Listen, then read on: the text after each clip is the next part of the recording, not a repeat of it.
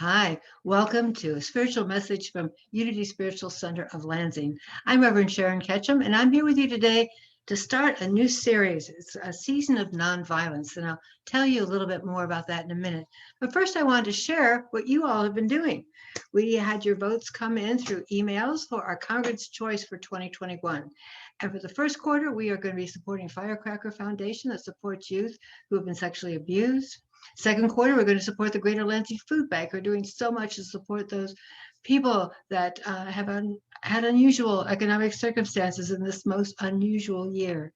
Cristo Ray in the third quarter, and they do such great work within our community, helping with medical needs. And there's been a lot this year. And then the fourth quarter, we're going to split our ties among caregivers as part of the Spiro Foundation that supports the nursing and medical staff that's been working so hard. Potter Park Zoo, who's doing such a great job taking care of some fabulous animals over there. And Youth Haven, a camp for underprivileged kids. So now let's set the tone for this morning with some music by Eddie Watkins Jr. I Am the Place Where God Lives. And I think you'll just want to clap along with it, and that's good. I really encourage you to just get with the beat. It starts out a little soft, and then we'll kind of build with it.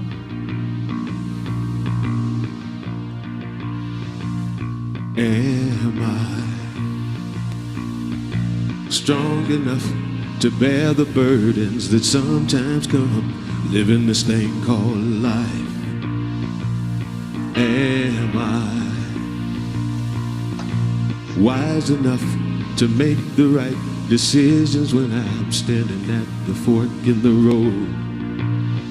Sometimes I wonder and ponder, only to realize I'm not alone, and there's nothing I have to do on my own, because I am the place where God lives, moves and breathes and has its being. I am the place where God shows up. I am the place where God lives, moves and breathes and has its being. I am the place where God shows up. Will I have enough to do the things I need to do to take care of myself? Will I have the health of mind and body to live a life of grace and wholeness? Sometimes I wonder and ponder, only to realize I'm not alone, and there's nothing I have to do on my own, because I am the place where God lives, moves and breathes and has its being. I am the place where God shows up. I am the place where God lives, moves and breathes and has its being. I am the place where God shows up.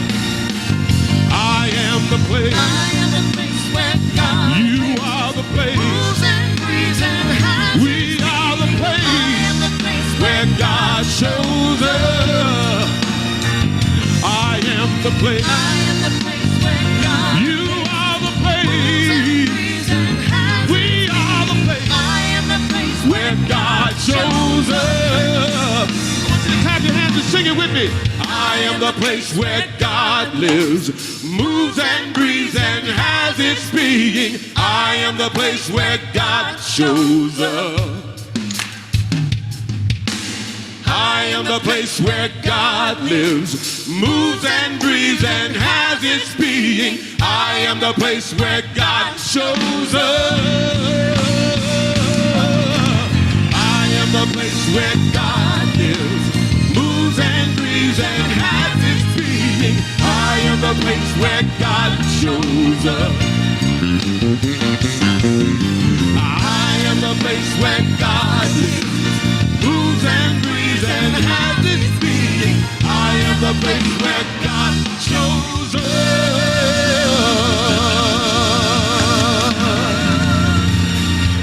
Yes, you are. Can I have some more of that? Can we have some more of that? Well, this season of nonviolence that I started out with, this is a time, it's 64 days that we get to go through a process of helping us to co-create peace. And the dates on this are chosen by two memorial anniversaries. The date that Gandhi was killed on January 30th, 1948, and the day that Dr. Martin Luther King was killed on April 4th. This whole idea was co-founded by Gandhi's grandson. And interestingly enough, it coincides with Lent. Lent is only 40 days, and this is 64 days. But we'll get started into this, and then we'll slide into Lent as we get ready for Easter. And I'd like to mention spring because it's very cold out there this weekend. So it's a wonderful, transformative time that we'll go through together. One of the things that I'm going to be doing for this, I'm going to do some daily recorded meditations on Facebook based on this peace mandala, these different words of value. So I encourage you to catch that on Facebook, Unity Spiritual Center of Lansing. And if you don't have a really solid spiritual practice, maybe you could just take that 2 or 3 minutes each day just to be there, really recognizing spirit in your life.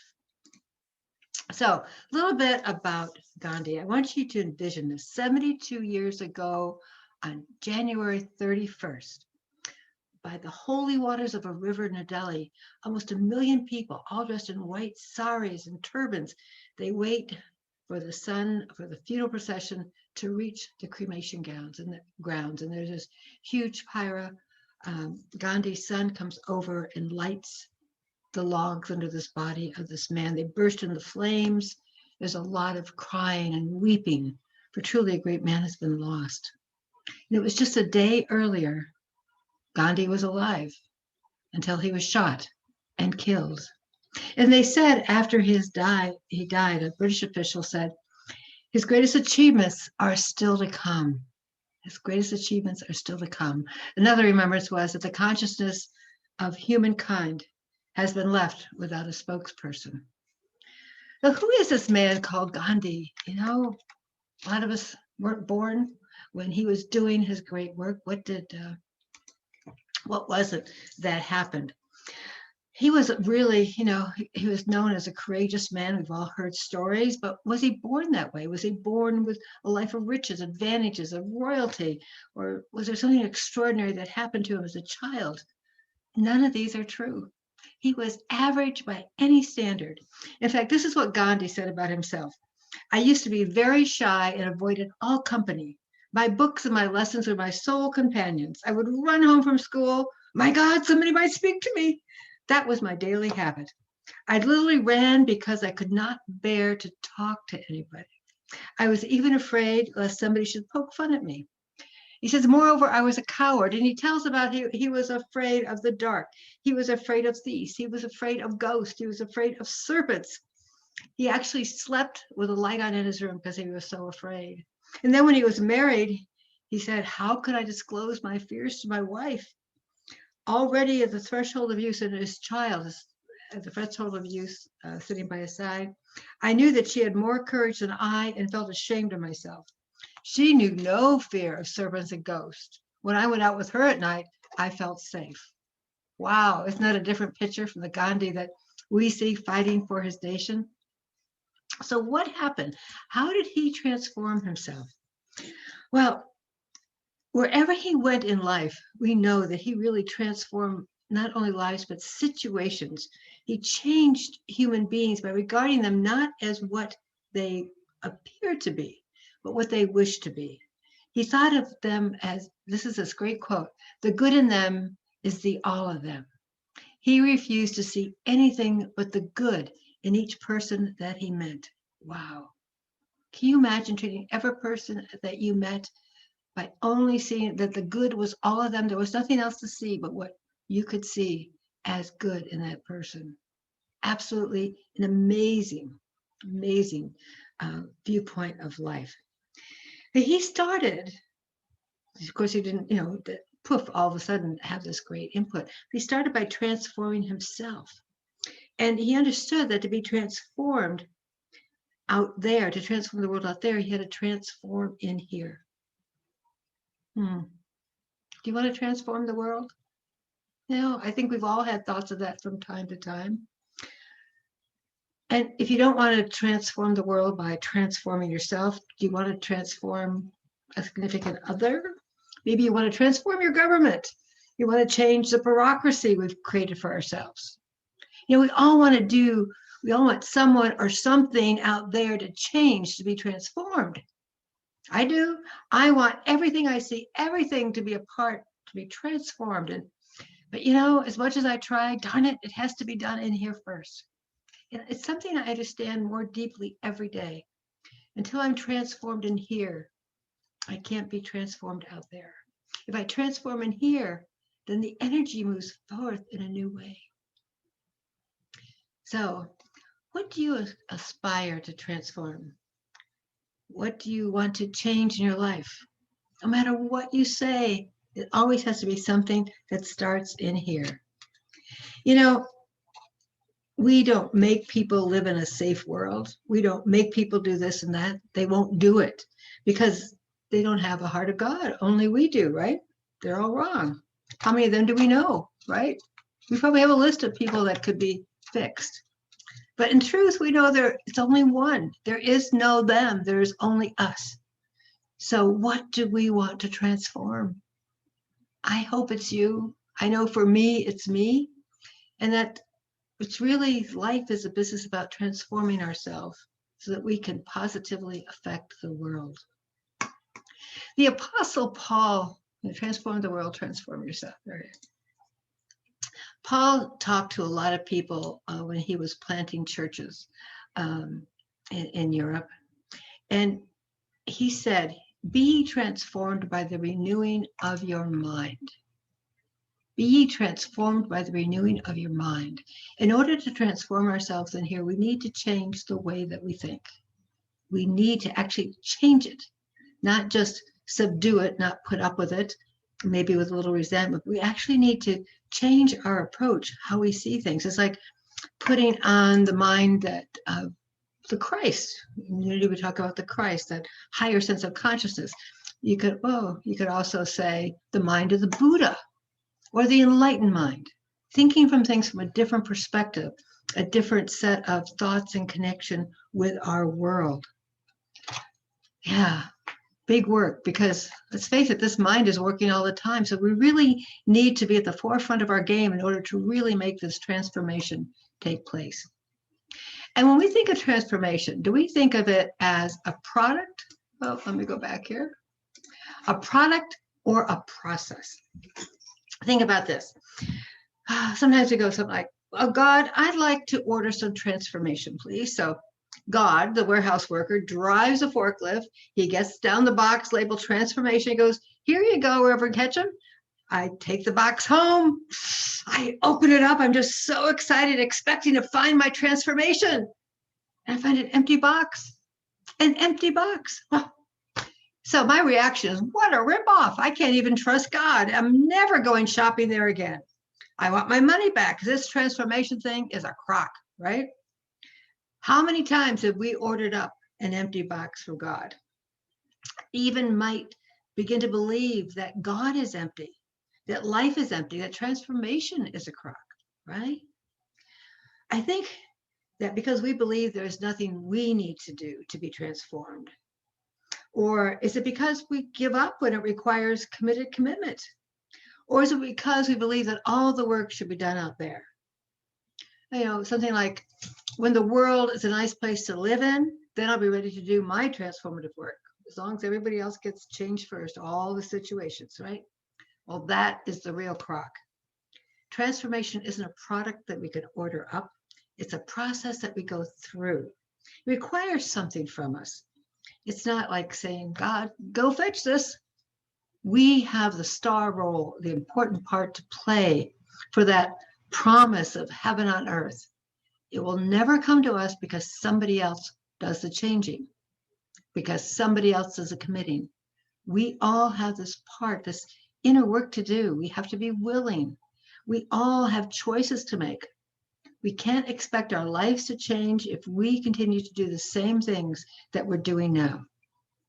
Or the world that we see is a reflection of our consciousness, our beliefs, our action. It is not arbitrary. What happens in our world is not an accident. We are co-creators in our life. And think about the universe. The universe is a world of transformers. We transform energy, take water going over a dam and it turns into electricity, and the electricity turns into light or into heat or into charging our cell phones, right? And then think about us as humans. We transform air, we take it in and take out what we need, and then we let out something different. We change the air that we breathe in. The food that we eat, we turn it into blood and bones and skin and all those things that we need to be a physical being in this experience. So my question is, what are we doing to reshape our form, to transform what we are taking in as energy? Are we using it to transform ourselves into more godlike activity, more godlike expression? Or are we using it to serve our ego, that sense of the little self, the small part of us, that identity, that personality that we have developed that carries with us the memories of everything that has happened, that keeps us distracted? It's the bright, shiny thing that keeps us distracted of the real work, the spiritual work. You know, I can sometimes hear myself saying, yes, I'm doing God's work, but, and, or, well, you know, if this would happen, maybe. But in truth, there are no buts. We're either doing the work of transformation or we're not. Doesn't mean we're always going to be perfect at it. Doesn't mean we're always going to be successful. But we will be committed to is finding ways to always put God first in our thoughts, our words, and our actions. And one of the ways that helps us is if we can acknowledge what it is that we are feeling. So, well, there we go. The next, now Gandhi says that you must be the change you wish to see in the world. So one of the ways that I find helpful to facilitate this transformation is to acknowledge my feelings. There are times that I feel angry or frustrated. I'm just not on my best game. And if I can acknowledge that I'm feeling that way, I can take the idea of an affirmation to start making the transformation of what it is that I'm feeling. So we affirm that I acknowledge my feelings. So we're not always going to feel beautiful and happy and all those other good things. Sometimes we're going to feel kind of yucky. So I acknowledge my feelings and I'm willing to catch that negative energy as if it were a ball. Whatever it is you're feeling, just take it out of there like it's a ball that you can throw away. I am willing, with the help of spirit, to transform that energy and use it for a loving purpose. You know, as that energy goes out into the universe, it gets released again and come back in this wonderful, loving form. Well, we get all kinds of transformational opportunities. And I think a real key here is that when we run into that negative energy, not to be the seventh link. If you're wondering about the seventh link, it's nothing to do with the golf course that we're on. It has to do with a link in a chain of events. There was a book that came out in the 60s that was called You're Not the Target, even though sometimes you may feel like it. So I'm going to tell you a story and you'll see how this works. So one morning, the mail boy was coming down the street on his little scooter and he threw the newspaper out and it missed the front porch and hit this beautiful flowering bush. And as the newspaper hit it, it knocked a bunch of the flowers off and just all going down the ground. Well, the newspaper boy, he's on his route. He didn't realize what he had done. But then the man of the house came out to get his newspaper. And the bush was one of his prides and joys. And he was so angry to see his bush hurt. And he was so mad at the paper boy. Now, his paper boy was the kid that lived across the street. And, you know, he just said, well, what would I expect? Because the boy is just like his father. And he just went on this whole rampage of negative stuff. And he goes in the house and he's, pretty upset with everything. And he, of course, went in the house. He starts talking to his wife about it. But he's still angry when he takes off and goes to work. So he owned a pharmacy. And the guy across the street, I'm going to call him Mr. Y. He goes out that morning, goes down to the pharmacy to get a couple cigars. Now, Mr. X, the first guy, he gives him his cigars, and he's very proud of himself because he didn't act snippy or angry. He just had this calm, cool exterior, hiding all of his feelings, hiding all of this anger. He's really angry at the father because, the father teaches the kid just ruined his rose bushes. So now we have link number 2. But again, he's feeling pretty good about himself. So the Mr. Y gets his cigars and he goes home, and he reaches into his wallet to give some money to his wife, and he realizes there's some money missing. Well, inadvertently, when he bought the cigars from Mr. X accidentally shortchanged him.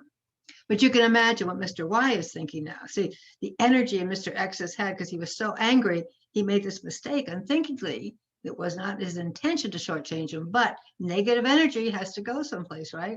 Well, now Mr. Y is really upset. Oh, that neighbor of mine, look what he did to me, And he expounds all this to his wife. Well, wife got some money from him, and a little upset that they, were short. They didn't have as much as she thought. She went to buy a blouse, and she put the blouse on and did not like the way it looked on her body. And then she started thinking about all the things her husband said about the guy across the street, neighbor across the street. And then she got thinking about how she worries about money. And this went on and on until she just got herself into a tirade. She takes the blouse out and says to the sales lady, "Here, don't you have something decent in this store? Get me a blouse that really is a nice blouse, something, that I'm worthy of, basically." Okay, so you're the 7th link in the story. What are you going to do? You can certainly just ignore the unpleasantness and kind of choke down your feelings. You can set a boundary there, tell that woman to go someplace else, and you don't have to specify where that might be. You can be nice anyway and just hide your resentment like Mr. X did back at the store. Or you can acknowledge the impact and then transform that energy. You don't have to say anything to her. It's about us, and say, I'm really feeling like I've been attacked. I'm feeling uncomfortable. I am just have this ball of energy. I could just almost shake inside. I want to cry. And as you acknowledge it, if you just take a deep breath and go, okay, I have all this energy. What can I do with it? Maybe it's a matter of doing something nice, like paying it forward at the coffee shop, or making a phone call, or maybe it's just a matter of smiling at somebody, because a smile itself just truly has this amazing quality to change the way that we're feeling. Jesus said, "For this cause I was born, that I should bear witness to the truth." And what truth is Jesus talking about when he says that I should bear witness to the truth? I think that the first truth of all things is love. Love of ourselves, love of each other. And there was something about Jesus, because he was so committed to bear witness to the truth, that he seemed to draw it out from everybody around him. Well, there were a few that maybe not so much, but the crowds that gathered, they felt better around him because they let themselves resonate with that bearing witness to this truth of love. And I think Gandhi, on his path, found that same kind of power within him to transform to that truth of love. Because let's face it, his country was, it was just awful with the taxes they were paying to Britain. There was a lot of political turmoil. Yet, as much as he may have been justified in being angry and being upset with the controlling forces of the time, he, in his own work, was able to transform it into such a deep love that he drew crowds of people, that he made an impact. He made a change on the world. Now, you and I might think, okay, Gandhi, but he's a special person. Excuse me. We may not think we might be able to change the world, but I don't think Gandhi grew up thinking he could change the world either. He just kept doing what was his to do. The whole thing about once you make the commitment, you may not know how you're going to make that difference. But once you make the commitment to make the difference, once you bear witness to that omnipresence of love within all of our lives, then you get to know how to do it. First comes the commitment, then comes the how, comes the skills. I have the intention every day of spending a certain amount in prayer, meditation, and doing things that help bring a balance to my life, but I don't always do it. because I don't always put it first, right? I don't always put it first. And I don't have any excuses, even though I make them up. I'm pretty good at telling myself excuses why I didn't do it that day. Well, God and Jesus, I think they had several important things in common. First of all, they were both known for spending time praying. They both prayed. And that helped remind them that God is the number one truth in their life, that God as love is the number one expression, the number one energy in our life, the ultimate energy. And in the work that they did, by their very presence, they supported others. It was not just about them and their journey, but they shared freely that love and the insights that they got along the way. And the other thing they did is that they both practiced the presence. God was always first in their life. It didn't necessarily need a name that was known by society, but there was a feeling, a movement, an energy within them that was divine. And they kept that spark going by watching every word they said. They were sometimes angry, but they took that anger and transformed it. You and I use that prayer called affirmations. We did one earlier here. An affirmation is really about that I am. I am is proof of the presence of God. You know, as we learn to have this deeper relationship with God, as we learn to honor ourselves by understanding there is nothing that stands between us and spirit, it is such a personal journey that at the same time affects our whole world. Finding that personal relationship with God is not something I can do for you. I began attending Unity churches because the God that was talked about in the Unity church was one that I'd already chosen for myself. It was a God that resonated with me. It's something I knew in my heart. As it said, the law is always written in our hearts, and that law is the law of love. So this week, our first week in a season of nonviolence, the spiritual practice for this week is to be less violent or angry. Anger is really a violence within ourselves, that chaotic energy that we store within here, and it does its damage. So let this be a week where you find how many ways you can be more compassionate towards yourself. How can you be kinder towards yourself? How can you put God first as that force of love and enjoy it? Just immerse yourself in it, because you are the presence. You are the power. You are the divine expression here to make a difference in our world. This is going to be a great journey. I hope you'll join me for the weeks coming up as we make our journey towards Easter. And I do want to take a moment to thank everybody who does support this work here at Unity. We have our new address now if you're mailing in checks, and of course you can always donate online. But thank you so much during this incredible 10 months that we've been able to continue on to actually move into a new building and get ready for that time when we can meet together again.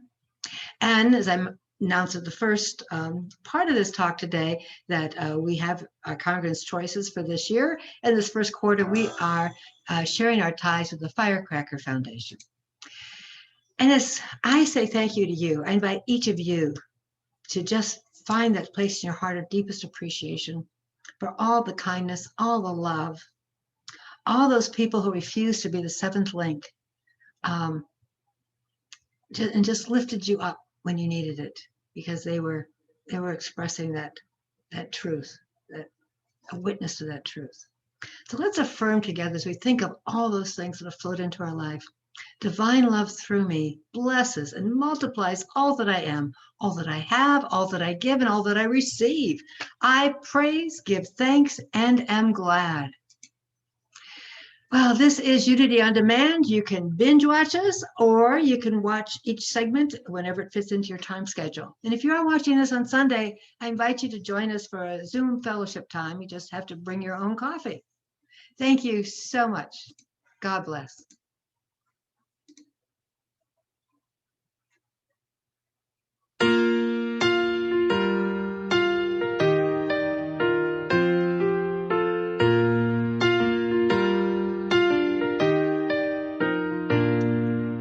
Peace in my life is growing because I choose love.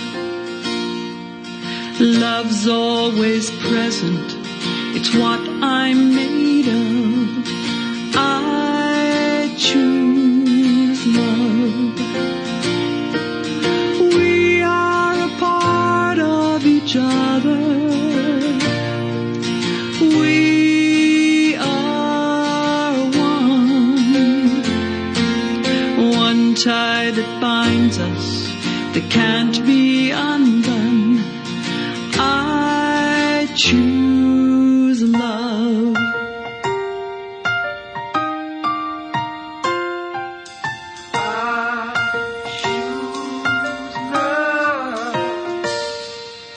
Peace in my family is growing because I choose love. Let love be present. It's what we're made of. I choose love. We are a part of each other.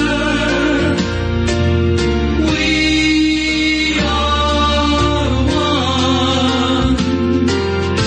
one loving family, sharing one son. I choose love. Yes, I do.